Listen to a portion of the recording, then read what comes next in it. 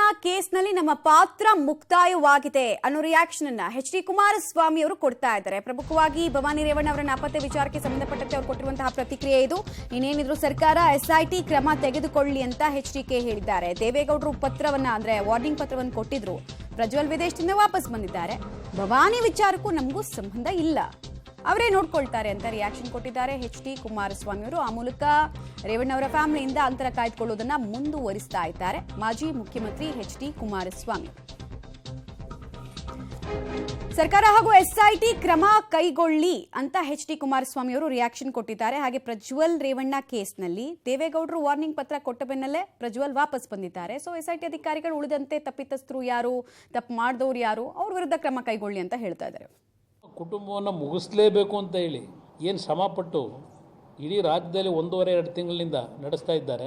ಅದರ ಮುಂದುವರೆದ ಭಾಗವಾಗಿ ಈ ರೀತಿಯ ಒಂದು ಕುರಿ ಮೇಕೆ ಕಥೆ ಹೇಳಿದ್ರೆ ಇನ್ನೊಂದು ದೇವೇಗೌಡರ ಕುಟುಂಬದ ಬಗ್ಗೆ ಒಂದು ಅನುಮಾನ ವ್ಯಕ್ತಪಡಿಸ್ಬೋದು ಅಂತಕ್ಕಂಥಕ್ಕೆ ಏನು ಹೇಳ್ಕೊಂಡಿದ್ದಾರೆ. ನಾನು ಅವ್ರಿಗೆ ಹೇಳ್ತಿನ್ನೋದು ಮಾತು, ನಮ್ಮ ಕುಟುಂಬದಲ್ಲಿ ನನಗೆ ತಿಳುವಳಿಕೆ ಬಂದ ದಿವಸದಿಂದಲೂ ನಾನಾಗಲಿ, ನಮ್ಮ ತಂದೆ ಆಗಲಿ, ನಮ್ಮ ಕುಟುಂಬದಲ್ಲಾಗಲಿ ಈ ಕುರಿ ಕಡಿಯೋದು, ಮೇಕೆ ಕಡಿಯೋದು, ಕೋಣ ಕಡಿಯೋದು ಈ ರೀತಿಯ ಒಂದು ದೇವರಿಗೆ ಅರ್ಪಣೆ ಮಾಡ್ತಕ್ಕಂಥದ್ದು ನಮ್ಮ ಕುಟುಂಬದಲ್ಲಿ ಎಂದೂ ಆಗಿಲ್ಲ.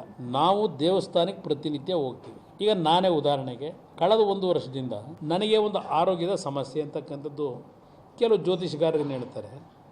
ಪ್ರತಿ ತಿಂಗಳು ನನ್ನ ಒಂದು ನಕ್ಷತ್ರ ಏನು ಬರುತ್ತೆ ಅದು ಬೆಳಗ್ಗೆ 5 ಗಂಟೆಗೆ ತಿರುಪತಿ ವೆಂಕಟರಮಣ ಸ್ವಾಮಿ ದೇವಸ್ಥಾನ ಇದೆ ಜೆ ಪಿ ನಗರದಲ್ಲಿ, ತಿರುಮಲಗಿರಿ, ಅಲ್ಲಿ ಹೋಗಿ ಪ್ರತಿ ತಿಂಗಳು ಆರಿದ್ದ ನಕ್ಷತ್ರ ಬಂದ ದಿನ 5 ಗಂಟೆಗೆ ಹೋಗಿ 6:30ವರೆಗೆ ಒಂದು ಪೂಜೆ ಮಾಡ್ತಾರೆ ಗಣೇಶನಿಗೆ. ಇವತ್ತು ದೇವೇಗೌಡರಿಗೆ ಪೂರ್ವಭದ್ರ ನಕ್ಷತ್ರ, ಅವರಿಗೆ ಸ್ವಲ್ಪ ಆರೋಗ್ಯದ ಸಮಸ್ಯೆ ಇದೆ. ಅವ್ರ ನಕ್ಷತ್ರದ ದಿವಸ ಅದೇ ದೇವಸ್ಥಾನದ ಪ್ರತಿ ತಿಂಗಳು ಒಂದಿನ ಪೂಜೆಗೆ ಹೋಗ್ತಾರೆ.